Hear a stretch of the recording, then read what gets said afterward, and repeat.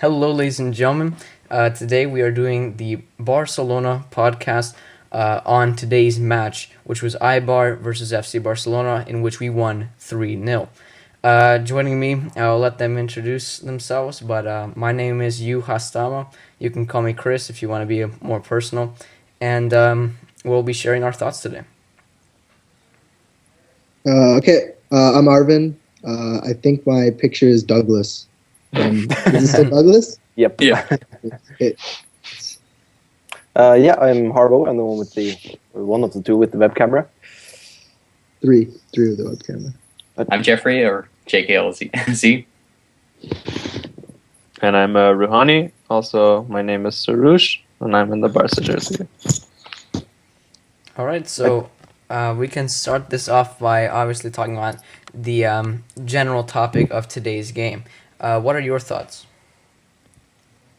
Well, I think it started off like these games we see against the smaller clubs, a really tough time. We had a bit of a tough time breaking them down. We did miss a few chances, and it seemed going to halftime that unless something changed, these problems will persist, and we pulled it out 3-0, which is great to see because, once again, these games are the games last year where they would just end 0-0, or we'd drop, we'd give up a late goal, and we wouldn't get points from it. So it's good that we're winning these games. These are always the tough ones. We've had a few of these this year. I think Villarreal was one.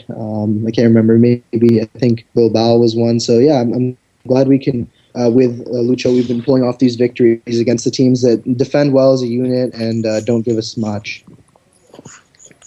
Like Arvin said, these are these small teams or these mediocre teams as well are the teams that like to sit back and hope for a draw and maybe a counter. But I'm glad to see we're pulling off results against teams like this, because especially in the last part of the last season, we seemed to struggle against teams like this, and we couldn't get that goal in, and now we're able to break through their defense at least eventually. It took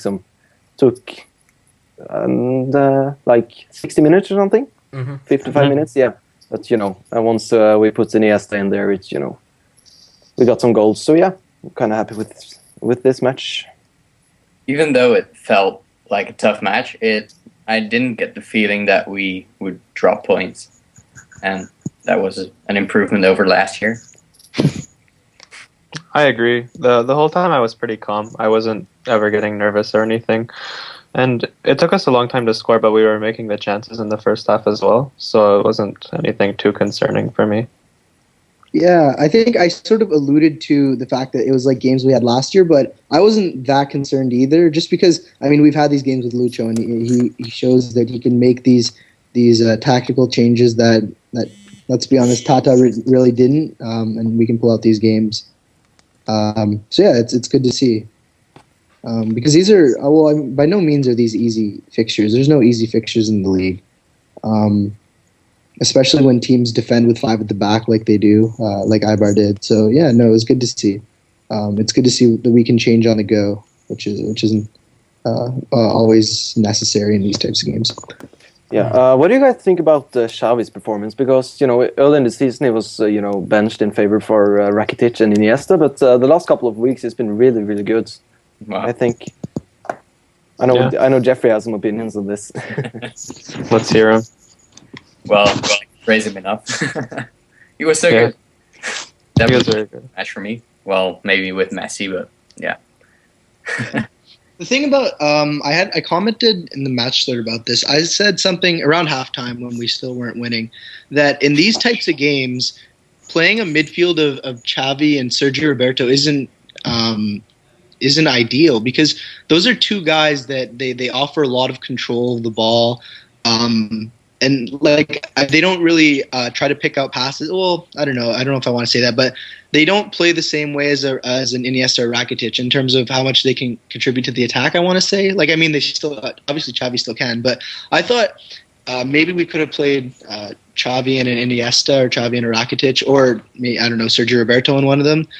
Just because I felt like we didn't. This isn't a game where we needed that extra control in the midfield. There was no way that Eibar were going to come out with their 5 defenders and dominate the ball in the midfield. We had control pretty simply, and I think playing those 2 midfielders together was unnecessary. And I think you saw that when Iniesta came on for Sergio Roberto that.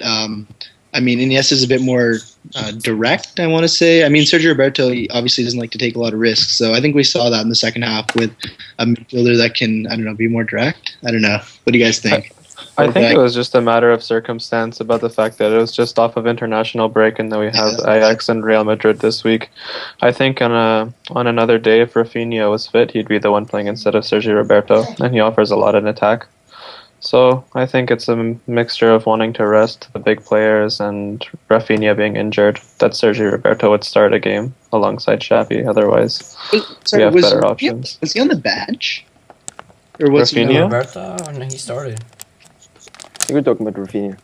Oh, Rafinha was. No, I don't believe he was on the bench. I think isn't he injured? Or he was on the bench. Okay. I thought he got the green light. I don't know. Yeah. Yeah, I guess He got it's the green light, but Lucho. He was didn't on the come. bench, yeah. He was. Really? But he just came back from injury. Yeah, so- exactly. Yeah, I think that's this. what I yeah. That's what I assumed. Mascherano as a defensive midfielder was also something we got a little bit of a taste of. I thought it was relatively impressive, but one thing that did occur in my mind was whether or not we should put in a defensive player in midfield when we could be saving him, like resting him for something else. Like, I understand that it is important to control the game, especially in the midfield, because the midfield is really where the game builds up, right?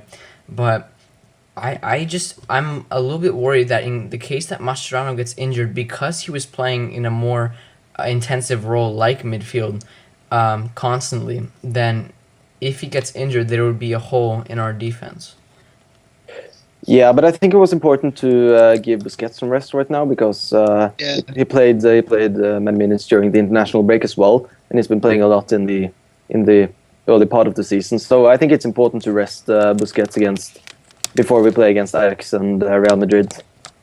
Yeah, actually, I saw a tweet yesterday. I don't remember which paper it was from, but I thought it said Sergi Samper might get the start, so I was sort of hoping for that. But I didn't expect to see Busquets today, just because we have a difficult Champions League match in Real Madrid next week. So no, I think, playing Mascherano and saying I don't want to play him because he might get injured. I don't know about that. I think that any player you play can get injured. Look at Sergio Roberto; he took a huge hit, and that can happen to anyone.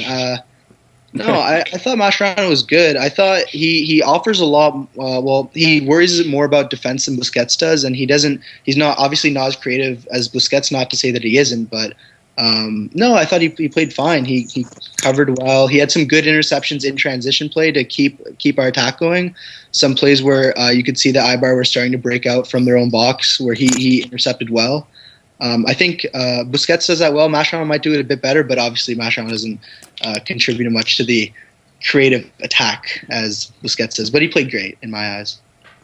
Yeah.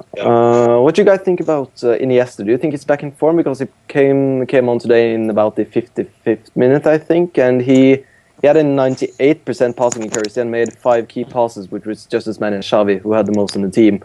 So he was, and obviously he opened up the game. We scored the 3 goals after he was subbed in. Do you guys think he's back in form? I think he gives a huge contribution whenever he comes on, especially against a small team like Eibar. I think it's too early to say if he's back in form based off 30 minutes, That's just my opinion. Yeah, I think we have to see against Ajax. He'll definitely play that match.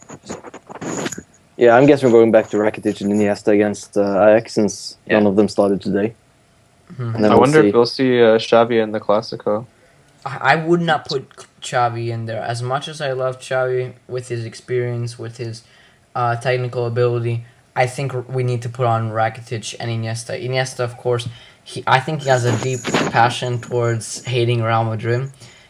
We showed that in the fire that he had in his eyes. You don't think Xavi has a deep hatred against Real Madrid? But Xavi's a more conservative role, in my opinion. I don't think he he has the strength necessarily to really break down that squad. I think Rakitic would be a better choice paired with Iniesta. Iniesta, because he can really make those runs down the left wing, as he showed last season when he scored that goal, I think in the 8th or 9th minute. And Rakitic for his long shots and also his, I guess you could say, his height and his dominance in the air could help us against, defending corners and taking corners as well. Here's the one thing I have to say to that: if we see Rakitic and Iniesta against Ajax, I don't think we'll see them both against Real Madrid as well. There's only 3 days before those two. 4, yeah.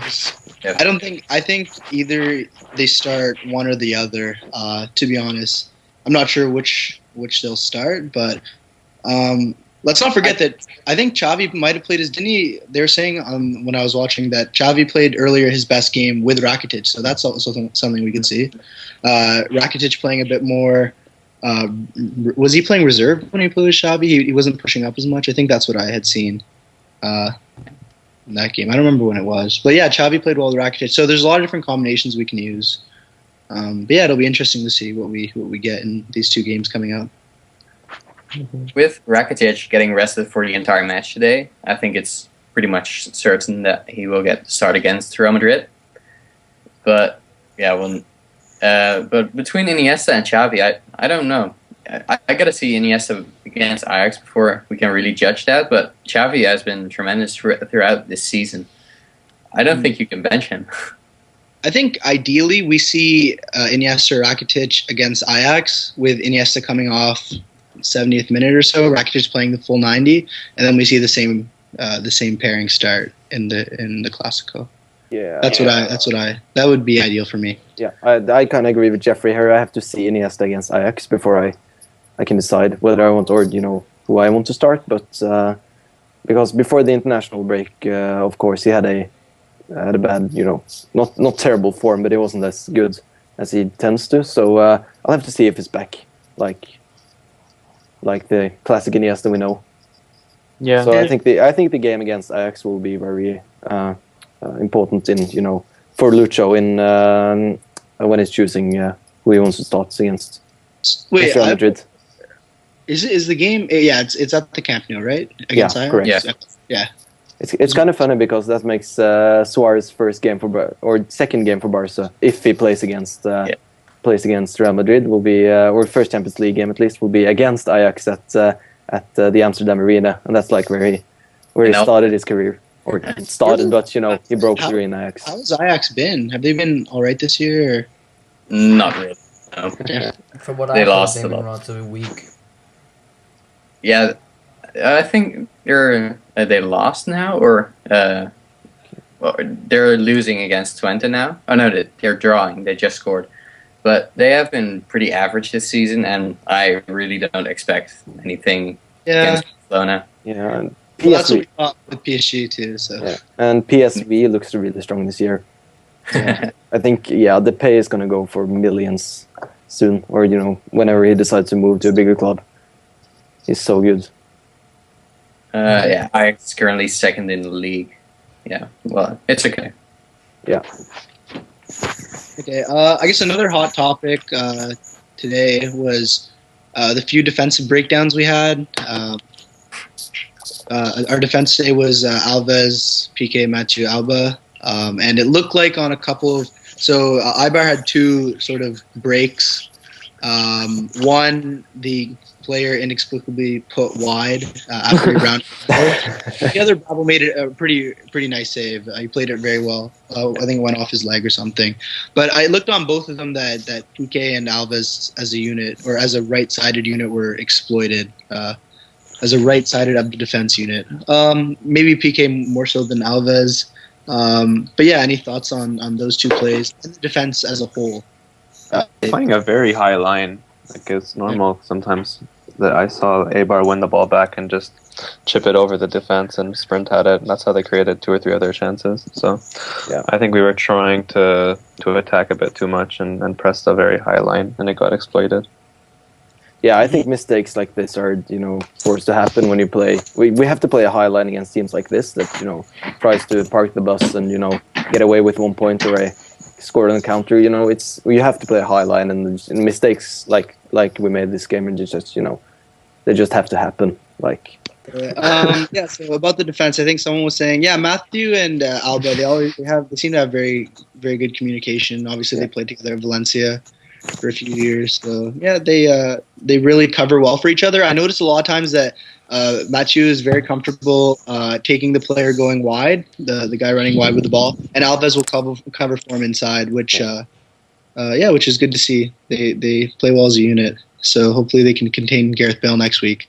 On the flip side, Alves and Pique or whoever plays the right side against Ronaldo next week. Let's hope they can handle him. I think they should choose Matthew for that job. He's faster than Pique, and I think he's kind of like a taller, faster Mascherano in my eyes. And I think he would be the best choice to close down Ronaldo. I don't know. I don't think you can play Matthew on as a left-footed center back on the right side. I don't think they do that. And it's not like the player on the other side of the field is a slouch. It's Gareth Bale, so I think Matthew will obviously will stick with Bale, but I don't know. Maybe they'll stick with PK, or maybe maybe they could go to MASH next week. We'll see. Perhaps a slim chance of Marc Bartra. An argument here could also be made for Montoya, because one of his best games in the Barca shirt was against Real Madrid. I don't remember how long that was ago. But, and he isn't as offensive as Dani Alves, but he's very quick, and, we know he has very high potential, and he could deal with Ronaldo. Yeah, but realistically, he's not going to play, because if he can't get a start against Eibar, he's not going to get a start against Real Madrid. Maybe he's playing against Ajax and Real Madrid, though, and or there's no need to rest him because they haven't played at all, so I guess you're right. The wild card in this situation is Douglas, but he's injured. Yeah, if we play Douglas against Real Madrid, if Douglas against Ronaldo, I think... You know what? I think if Ronaldo played against Douglas, Messi might not be the one breaking Tara's record first. I think Douglas would easily overtake that record so fast. But I don't know, Montoya. Maybe he just doesn't train hard enough. We seem to be talking about this every podcast, how he doesn't get games, even against teams where you think, well, this would be a great time to try him out. It's kind of odd, actually. I mean, Dani Alves, if he plays the other 2 games, he's getting 3 in a week, and 2 of those are very a Champions League fixture in the Clásico, which you'd think you'd give an Eibar home game to Montoya, but I guess not. Do you think... I kind of expect him to start, or Montoya to start it against Ajax, but I don't know. We haven't seen him a lot. How's Adriano doing? How's Adriano doing? Because he can play right back as well. Yeah, that's true. He is fine. Was he on the bench? Yeah. Yeah, he had some heart problems, I guess, and he's all recovered from that. And I think he had like a foot problem, and now he's good. So, yeah. I like him at right back from the few times that he's played. Yeah, I totally forgot about that, actually. We didn't get the card against Ronaldo in the only class.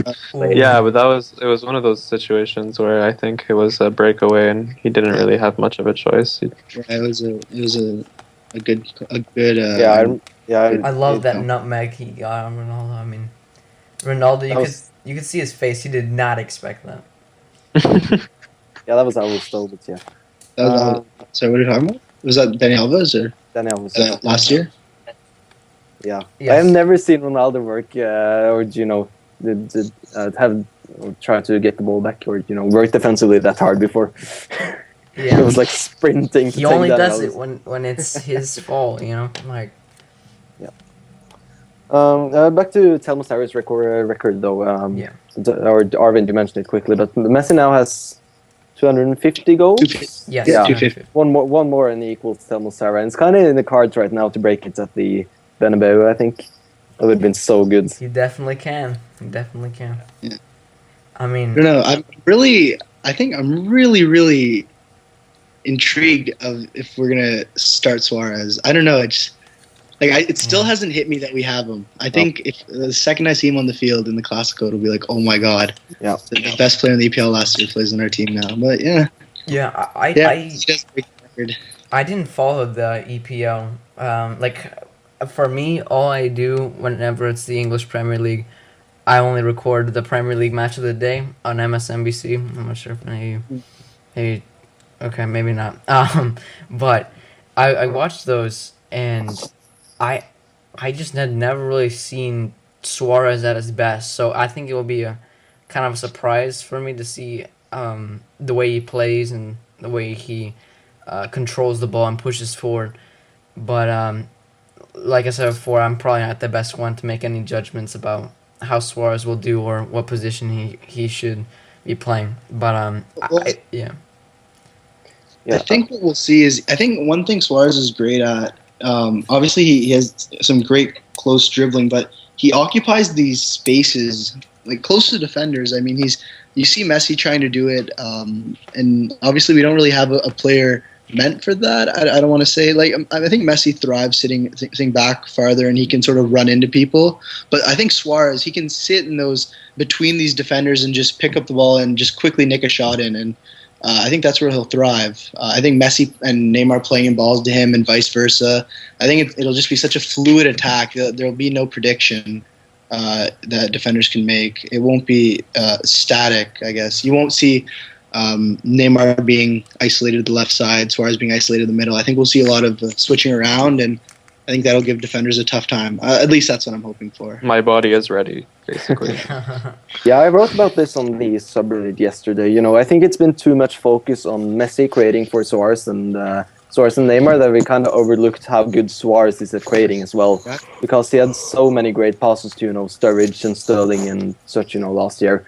So every single player in that attacking trio we have with Neymar, Suarez, and Messi is capable of, pulling off great assists and great plays. So it's gonna be great.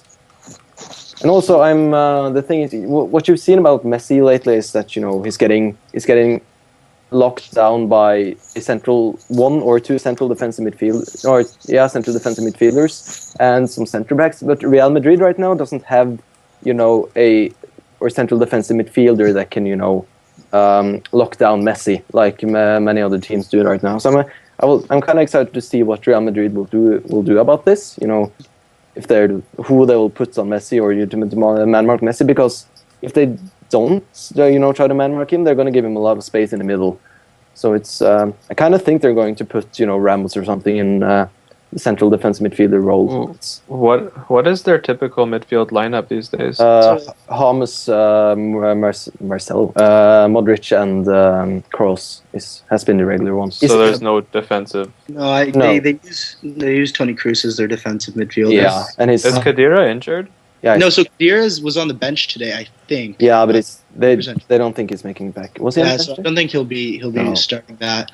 But I'm interested because I was sort of reading tweets today about the Real Madrid game, and I think Luka Modric got injured or something. I'm not sure of the severity, but I'm not sure what that would change. I guess that would sort of allow Ancelotti to play Kroos farther forward and use a real defensive midfielder. I think if that's the case.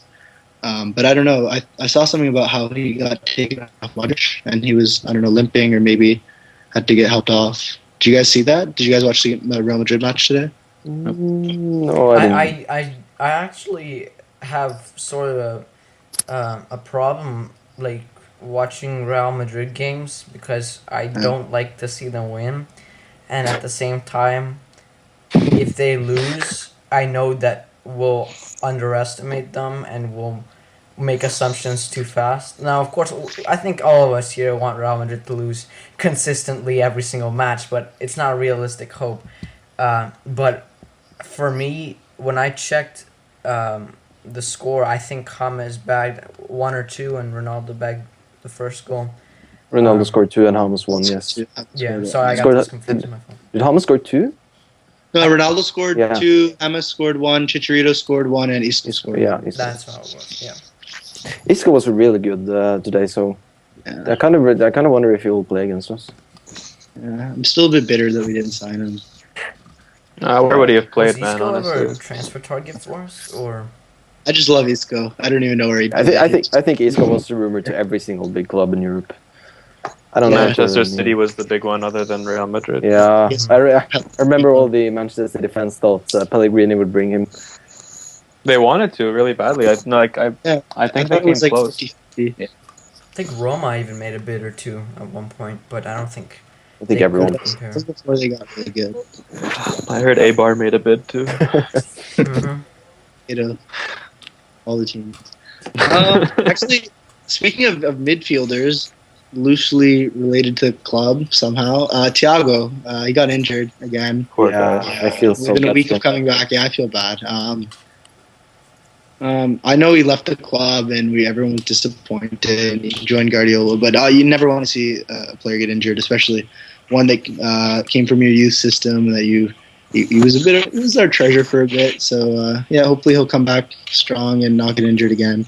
He just seems. Hopefully, Rafinha doesn't have the same injury gene as his brother. But yeah, just a bit disappointing. I thought I'd mention that.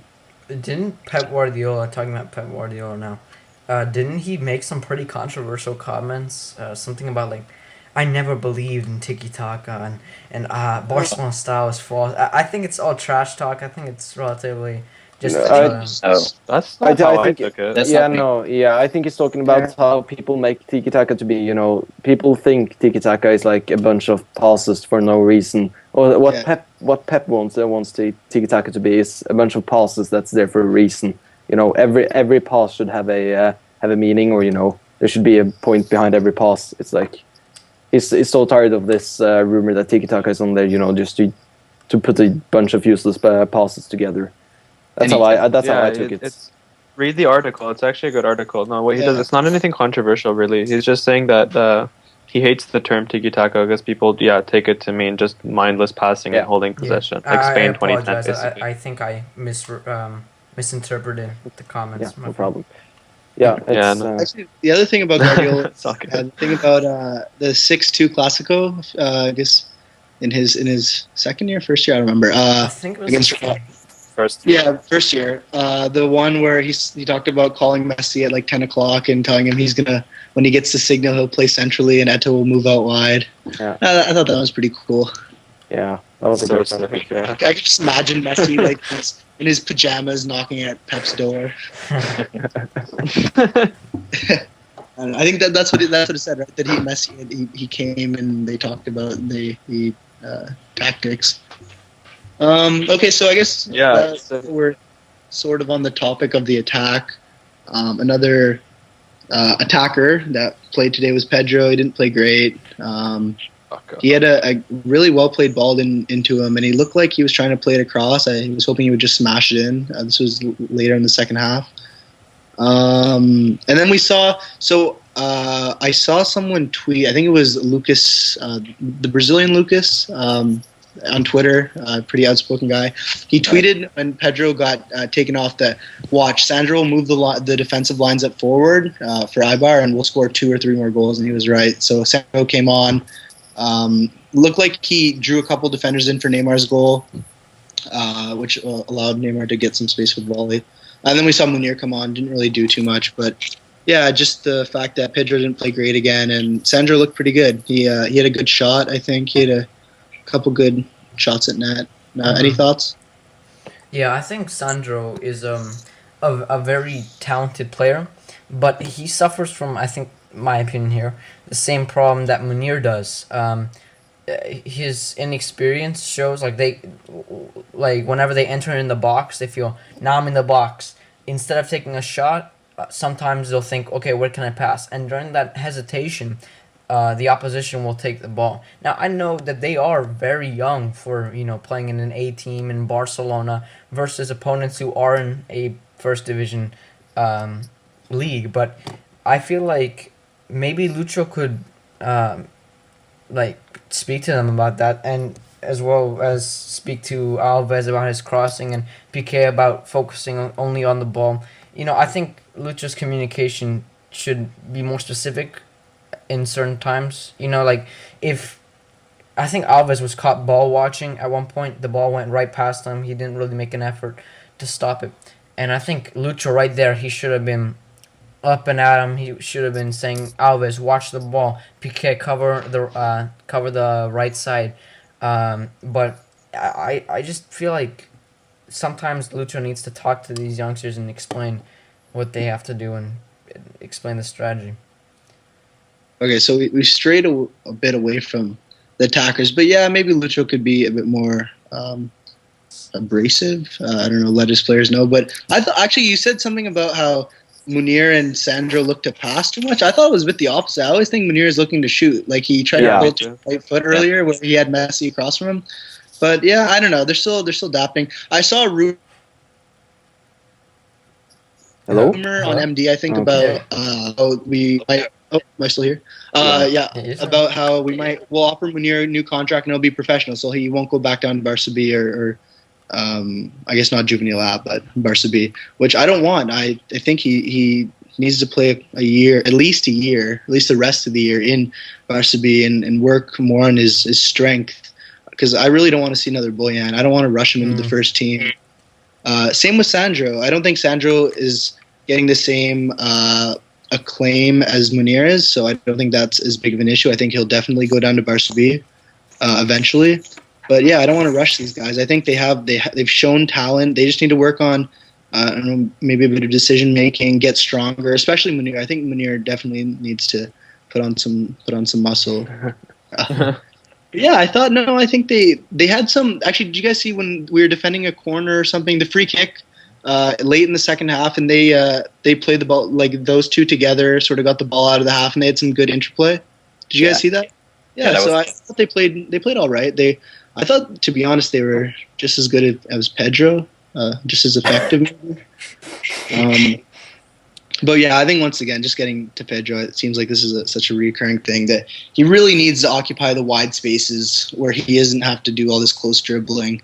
I think that's where he thrived, and the way that our system is moving, it looks like his style of play is not working. And I think that obviously impacts his confidence, and then he tries to play a ball across and he misses pretty poorly late in that second half. So, yeah, any thoughts on Pedro, the attack, anything? Yeah, kind of just quickly talk about Neymar, because right now I think he scored in 4 matches in a row for us right now, including an assist today. And he also scored all of the 4, you all heard about that, the 4 goals against Japan. They were great goals as well. And Japan isn't a bad team, although not in best form. But he's been looking really good this season, and he's really something else. He's still 1 goal ahead of Messi, I think, this season. Yeah, he's at goal game still, I think, or maybe 1 game above or 1 goal above. Yeah, something like that. Yeah, so he's really close to equaling his last year's total. Yeah, sorry, I interrupted. Yeah, no. It was just honorable mentions to Neymar for stepping up this season. It's if he continues like this, it's going to be great. I think the World Cup. Sorry, go on. Oh, he had some great slaloming runs, like sort of Ronaldinho-esque. Maybe not quite there yet, but like his runs into the box, like he seems to have some great control. And I thought maybe last year he wasn't taking as many risks, and he seems to be really cutting in from that left side, getting the ball into the box well, dribbling wise, and then trying to look for passes. I still think he looks for Messi a bit too much, maybe shooting a bit more, but yeah, he's been really great. I thought he's been really close to Messi this year in terms of how good he's been. I just love to see him cooperating so well with Messi, considering all the people that said they're never going to be able to work together, and like Cruyff, for example. Johan Cruyff. Yeah, that's and now they're shoving everyone. So yeah, exciting times. Yeah, it is, especially, and then once again, Suarez. Let's hope we see the best. I'm so excited. I can't even handle it. I'm just it haven't even hit me yet that we have these 3 players in an attacking lineup. It's just insane. Yeah. The talent. I mean, there wasn't always a time where we could say we have Neymar, Messi, Suarez, as well as a whole, I guess you could say, cast of younger players just ready to step in and ready to play. And it really is an exciting time to see these players develop and become the next and new generation of Barca. Yeah, it's one of the the big plus sides of following Barca. I think it's to be able to see these players grow and be an essential part of the first team. Yeah. Some of the old school followers, saw Messi and Iniesta and Xavi and Puyol even just develop into core first team players. it's a really special feeling, to see someone from the youth academy, just be able to make it at the big stage. And I think Jeffrey can speak about that. Jeffrey, the resident Barca B guy. Any thoughts on Barca B quickly? I think they had a 0-0 draw last week or something. Yeah, I didn't see that match, but yeah, they haven't been that great recently. They lost a bunch of matches. They drew a bunch of matches, and I don't even remember the last time they won. Sure. That's not good. But once again, they're a really young team, and I mean, in other years, it seemed like Eusebio's ideal is to win games with these players that perhaps aren't the most promising. But I think now he's looking to use these younger guys more, and maybe not win as many games, but at least it works better for their development. Yeah, definitely. Yeah, I feel like Eusebio has been reading Twitter and Reddit and stuff, and seeing the feedback he's been getting, because he really made some changes. He's seen all the Eusebio out tweets, and he knows something had to change. Actually, another question for you, Jeffrey. Juvenile today they played. I don't remember who they played. I think it was Mallorca or something. They drew. I think Carlos Perez got his juvenile debut, and I always see that I guess Adria Villanova has been playing, which is good to see.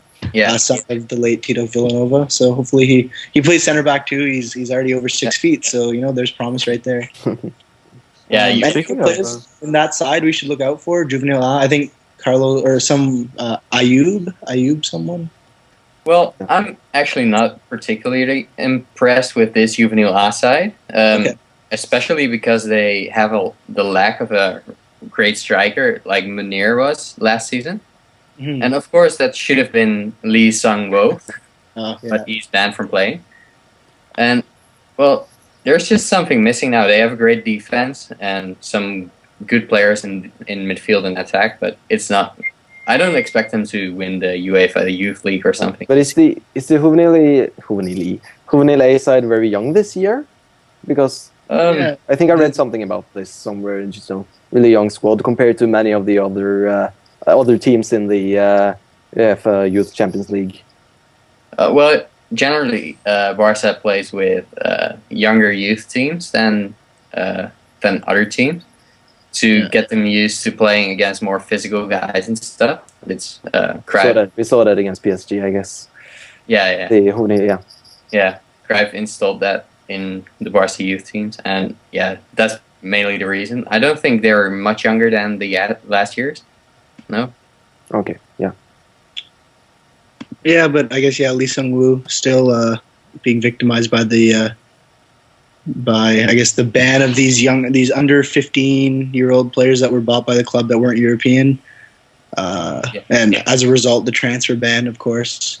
Which, I don't know, let's hope it gets lifted because we're going to need a right back soon, unless something changes. We have Costa, man.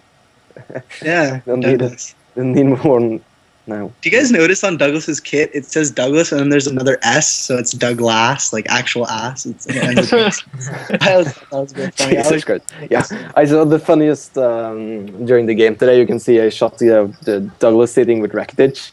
And Rakitic, Rakitic looked so uninterested in Douglas and so disappointed. It was really funny.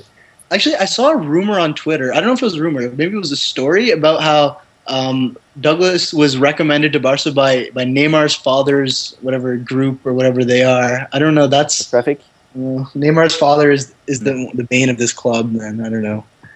Him and his orgies. I guess that was the joke. I don't think we can believe the media and everything here because this Neymar's father story is blown out of proportions. Yeah, exactly. It's been insane. But I mean, hey, we got a great player as seen. He's still at goal game. He's linking up really well with Messi. Yeah. All those guys that called him, what was it, a YouTube player like Joey Barton? Joey Barton, yeah. Catfish in reality, according to. He's been great. Barton has always made, not made YouTube videos, but he's in YouTube videos of worst football fights, top 10, and things like that. So he shouldn't be talking about YouTube. Yeah, it's true. Yeah. Actually, last thing I don't think we talked about very, very much was Claudio Bravo. Of course, he got the start today. He got rounded by, what was his name? Ander someone? I forgot his name. The one who It was in the On the Kappa. Yeah, Ander Kappa. So he was rounded by him, but unfortunate for him, very fortunate for us, he missed the net terribly. But then he made a great save minutes later, one-on-one again with someone else. I can't remember his name. And he's been pretty solid. He was pretty good with the ball at his feet today. He had a pretty risky passes to Mathieu. I know going along the left goal line to Mathieu. That I see that, and it was a bouncing ball, so it was good to see that. Of course, near the start of the year, he wasn't great with his ball control, or maybe just not very comfortable. But yeah, so I don't know if this means we'll see Ter Stegen again Wednesday. I'm assuming we will. I think Lucho is going to stick to his Ter Stegen gets the Champions League. Bravo gets the domestic league. I think he would have changed it today if he was going to change it. I think we would have seen Ter Stegen get this game, and then Bravo get the Champions League and Clasico. I think if he was gonna change. So yeah, I think Bravo's been great. He had a bit of an error. Luckily for us, it was not capitalized on. And let's hope Ter Stegen has a great game on Wednesday. I think he's the future of goaltending within the club. He's hopefully our next Neuer, or the next Neuer for us. Hopefully for us. Any thoughts on Bravo? I mean, he didn't have very much action today, but I thought he was solid. Aside from he had a decent amount. I think he was very good. I'm happy. Yeah, he was relatively calm, and I don't think he was truly tested, other than maybe that one time where he maybe slipped in judgment by charging the guy and kind of spreading himself out. Although he probably did it because he wanted to close down that gap, and I'll give him credit definitely for making a decision. Other goalkeepers will kind of stay half. They'll rush out and then expose their space. True. Yeah. But I thought he got left out to dry there a bit by his defense. He got put in a very difficult situation twice in a matter of minutes. And I think at least what he did there was he gave the attacker a very difficult line to goal. Well, not that difficult, but he made it pretty difficult. I mean, that he made the angle for the attacker worse, and I guess you can sort of say that could be why he missed. Yeah. And then the second, the break that I don't remember what his name was, had in from it looked like the top of the box, and he saved it well. Once again, our defense was asleep. So yeah, he played great for me. I guess he didn't have a lot of action, but when he was called to action, it was pretty difficult. I guess the goal difference in the league speaks for itself right now with the 22-0 or 2-0. That's it's insane. We have played 8 games now and third in the league and still not let in a goal. It's just. Yeah. When was the last time we, as a club, didn't concede for 8 straight games? Do you guys know? It has never happened from the start of the league, at least. But just 8 games in total. I don't know. But we conceded in the Champions League, though, so I guess. Yeah, that's true. Well, that still holds the record, right? Or let's see. Yeah. I thought it might have been Zubi or someone. Yeah. I don't know. Okay. Anything else you guys have left to talk about? Alrighty. yeah. Any closing comments? So we got a good match today. Barcelona 3, Eibar 0. We got some Champions League action midweek against Ajax on. Is it Tuesday or Wednesday? It's Wednesday this week, right? yeah. Yeah, Wednesday. I thought it was It's the 21st, no? Tuesday, Yeah, it's Tuesday. Okay, Tuesday. My bad. Sorry, nobody missed the game because of me. And next Saturday, of course, the first Clasico of the year against arch rivals Real Madrid. So yeah, I guess we'll see you guys next week for the podcast. Or I guess the next podcast will be after the El Clasico then. Yeah, that's one that you won't want to miss. Yeah. All right, see you guys. All right, thank you for See you watching. guys.